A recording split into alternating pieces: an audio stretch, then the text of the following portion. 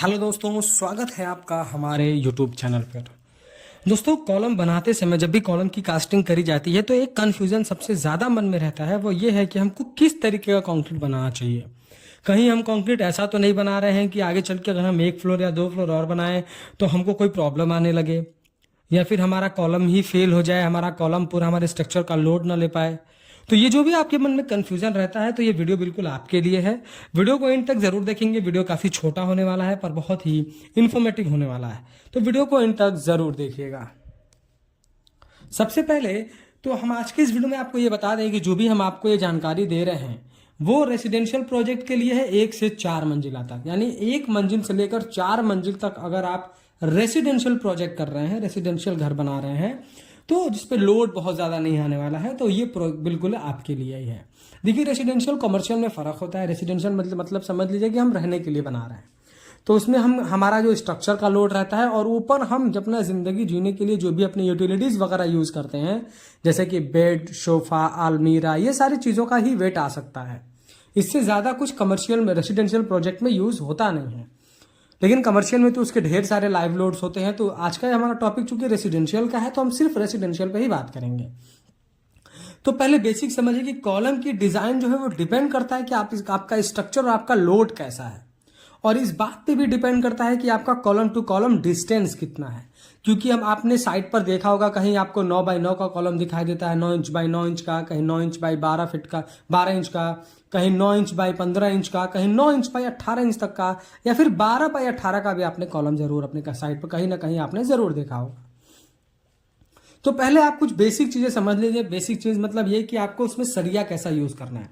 1 से 4 मंजिल residential project के लिए आपको स्टील आपको यूज करना है। जब भी आप स्टील लेने जाए तो पहले देखो ISO सर्टिफाइड हो, उसके बाद उस पर लिखा हो FE 500 या FE 550 DSD, या तो D लिखा हो या तो SD लिखा हो, या सिर्फ अगर FE 550 भी है तो ये काफी बढ़िया है। देखिए, 415 450 भी मार्केट में अवेलेबल है, पर हमारे कॉमन कॉलम के लिए आपको FE 500 से कम का नहीं लेना है। FE का मतलब आयरन, 500 मतलब कि उसके वो टेंसाइल स्ट्रेंथ को रिप्रेजेंट कर रहा है। और आपको जो सरिया यूज करना है वो मिनिमम 12 mm डायमीटर का होना चाहिए। 12 mm मतलब कि आपको कम से कम 4 सूत का सरिया यूज करना है। कॉलम में आपको कभी भी 4 सूत से कम का सरिया नहीं यूज करना है। 10 mm भी लोग सजेस्ट करते हैं, पर यह तरीका सही नहीं है। एज पर IS कोड आपको 12 mm का सरिया यूज करना चाहिए। और जो हम स्टीरअप यूज कर रहे हैं, टाई, जिसको हम रिंग भी बोलते हैं, वो रिंग आपका 8 mm के सरिया का बना होना चाहिए। और एक रिंग से दूसरे रिंग का बीच का जो आपको स्पेसिंग रखना है वो सेंटर टू सेंटर 6 इंच का रख सकते हैं आप, उससे ज्यादा आपको नहीं रखना है। और आप जब यूज कर रहे हैं आप कोशिश करें कि उसमें हुक्स बने हों। हुक्स इन द सेंस कि जैसा आप इमेज में देख रहे हैं कि यहाँ पर दोनों जो कटिंग बेंड है वहां पर आपका 135 एंगल का बना हुआ है।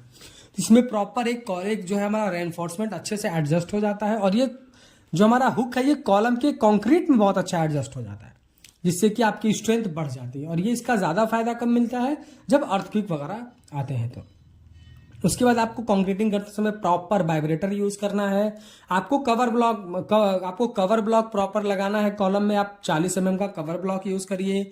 और कंक्रीटिंग होने के 24 घंटे के बाद जब आप शटरिंग खोल देते हैं तो प्रॉपर आपको 10 से 14 दिन तक कॉलम की क्यूरिंग करनी है। अब देखिए, कई जगह आपने साइट पर देखा होगा कि जहां पर कंक्रीट बनाया जाता है कॉलम की कास्टिंग के लिए या स्लैब की कास्टिंग के लिए, वहां पर क्या होता है कि जितना लोग सैंड डालते हैं उतना ही गिट्टी डाल देते हैं।